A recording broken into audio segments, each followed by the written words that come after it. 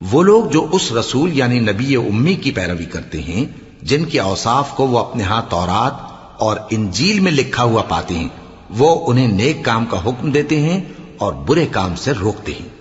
اور پاک چیزوں کو ان کے لیے حلال کرتے ہیں اور ناپاک چیزوں کو ان پر حرام ٹھہراتے ہیں، اور ان پر سے بوجھ اور طوق جو ان کے سر پر اور گلے میں تھے اتارتے ہیں۔ تو جو لوگ ان پر ایمان لائے اور ان کی رفاقت کی اور انہیں مدد دی اور جو نور ان کے ساتھ نازل ہوا ہے اس کی پیروی کی، وہی مراد پانے والے۔ اے نبی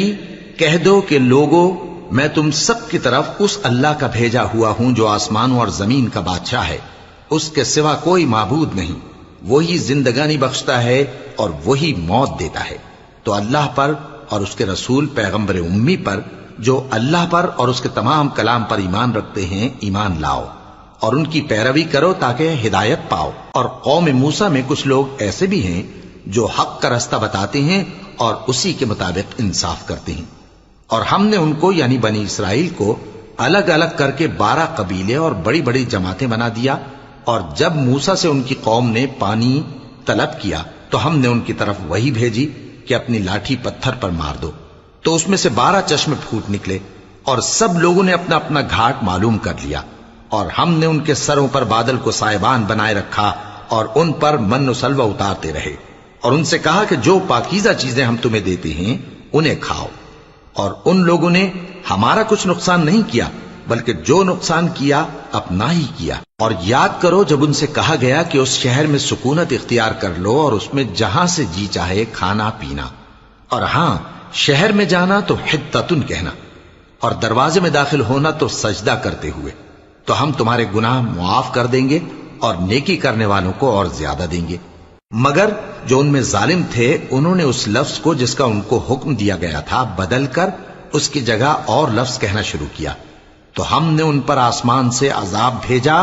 اس لیے کہ وہ ظلم کرتے تھے۔ اور ان سے اس گاؤں کا حال تو پوچھو جو لب دریا واقع تھا، جب وہ لوگ ہفتے کے دن کے بارے میں حد سے تجاوز کرنے لگے، جبکہ ان کے تعطیل کے دن یعنی سنیچر کو مچھلیاں ان کے سامنے پانی کے اوپر آتی اور جب ہفتے کا دن نہ ہوتا تو نہ آتی۔ اسی طرح ہم ان لوگوں کو ان کی نافرمانیوں کے سبب آزمائش میں ڈالنے لگے۔ اور جب ان میں سے ایک جماعت نے کہا کہ تم ایسے لوگوں کو کیوں نصیحت کرتے ہو جن کو اللہ ہلاک کرنے والا یا سخت عذاب دینے والا ہے، تو انہوں نے کہا اس لیے کہ تمہارے پروردگار کے سامنے معذرت کر سکیں، اور عجب نہیں کہ وہ پرہیزگاری اختیار کریں۔ پھر جب انہوں نے ان باتوں کو فراموش کر دیا جن کی ان کو نصیحت کی گئی تھی، تو جو لوگ برائی سے منع کرتے تھے ان کو ہم نے نجات دی، اور جو ظلم کرتے تھے ان کو برے عذاب میں پکڑ لیا کہ نافرمانی کیے جاتے تھے۔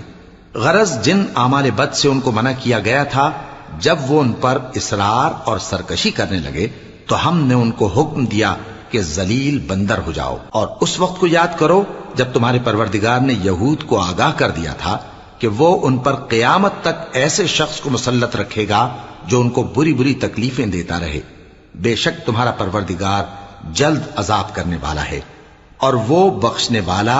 مہربان بھی ہے۔ اور ہم نے ان کو جماعت جماعت کر کے ملک میں منتشر کر دیا، بعض ان میں سے نیکوکار ہیں اور بعض اور طرح کے یعنی بدکار، اور ہم آسائشوں اور تکلیفوں دونوں سے ان کی آزمائش کرتے رہے تاکہ ہماری طرف رجوع کریں۔ پھر ان کے بعد ناخلف ان کے قائم مقام ہوئے جو کتاب کے وارث بنے۔ یہ لوگ اس حقیر دنیا کا مال و متاع لے لیتے ہیں اور کہتے ہیں کہ ہم بخش دیے جائیں گے، اور اگر ان کے سامنے بھی ویسا ہی مال آ جاتا ہے تو وہ بھی اسے لے لیتے ہیں۔ کیا ان سے کتاب کی نسبت عہد نہیں لیا گیا تھا کہ اللہ پر سچ کے سوا اور کچھ نہیں کہیں گے؟ اور جو کچھ اس کتاب میں ہے اس کو انہوں نے پڑھ بھی لیا ہے،